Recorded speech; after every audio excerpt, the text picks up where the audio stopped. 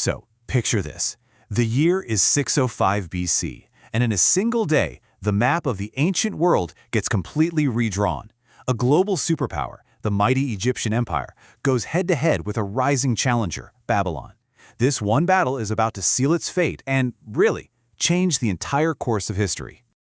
To really get what's going on here, you have to look at the world around 600 BC.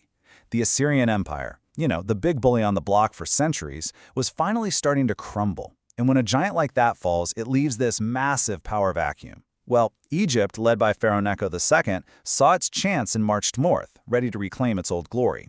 But there was another ambitious empire on the rise, Babylon.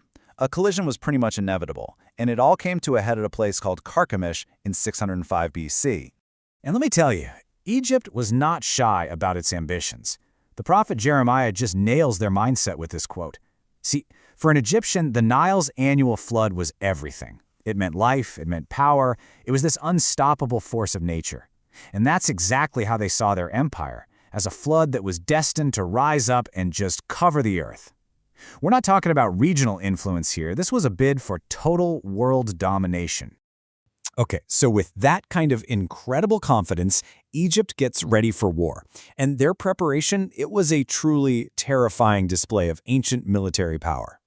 The call to arms was incredibly specific and total. It's like a checklist for conquest. First up, the defensive gear, the bucklers and shields. Then, you get the elite strike force, the cavalry, told to harness the horses. And finally, every single soldier gets kitted out with polished spears and brigandines, which is basically a type of body armor. This was no half-hearted effort. This was a nation mobilizing its entire professional war machine. But here's the thing.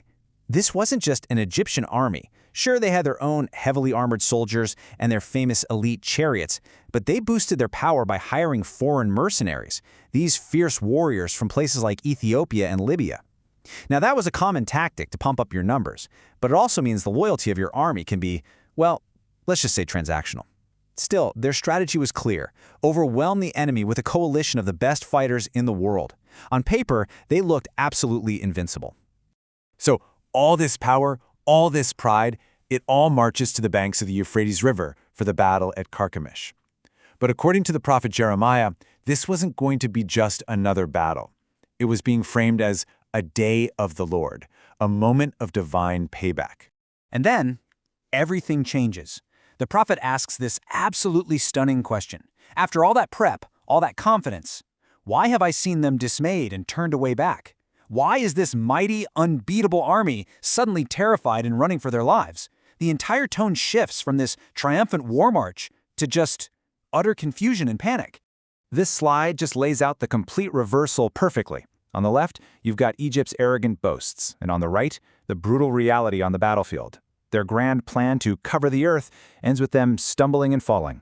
Their unstoppable flood is met with paralyzing fear, and that strength they had in their allies, it meant absolutely nothing when escape became impossible for everyone. I mean, this verse just captures the pure chaos of the defeat. The fastest runner couldn't get away, the strongest warrior couldn't fight his way out. It was a total, undeniable collapse. And notice how specific the prophecy is, even naming the location, toward the north by the river Euphrates. This was not some orderly retreat, this was an inescapable slaughter.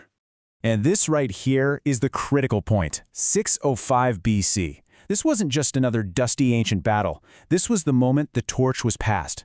In a single day, Egypt's long reign as a world superpower came to a screeching halt, and Nebuchadnezzar's Babylon became the new master of the ancient world. But the story doesn't end on the battlefield. Oh no. The defeat at Carchemish sent shockwaves that rippled through the entire Egyptian nation, kicking off a period of deep, lasting humiliation. As if getting crushed in a foreign land wasn't bad enough, Jeremiah delivers another bombshell of a prophecy. The winner, Nebuchadnezzar, he wasn't going to be satisfied with his victory. He was going to eventually bring the war right to their front door and smite the land of Egypt itself. The threat was no longer far away. It was coming for the homeland. And this leads to maybe one of the most brutal insults you can find. Pharaoh, who was once seen as a living god on earth, is now dismissed as but a noise. Just think about what that means. He's all talk, a loud sound with zero power, zero substance to back it up. His credibility on the world stage, absolutely shattered. He's become irrelevant. This chart really sums up the whole story, doesn't it? Before 605 BC, Egypt is a dominant world power. After 605 BC, that power is completely transferred over to Babylon. It's just a stark, simple visual of how one single battle changed everything. The consequences just kept cascading, one after another. Their best warriors were gone, swept away. Those mercenaries they hired, they fled back home. The whole nation was confounded, which is a powerful word for being covered in public shame. The people are told to get ready for captivity and exile.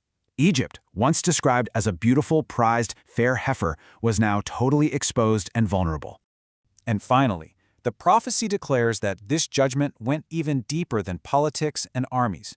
God says he will punish not just the king and his people, but Egypt's gods too. This was a direct strike against the entire spiritual foundation of their empire. It was a declaration that the God of Israel was sovereign over the so-called powerful gods of Egypt. But right in the middle of all this epic destruction of a world power, the prophecy ends with a really surprising twist, a totally different kind of message, a promise of preservation, aimed at a completely different group of people.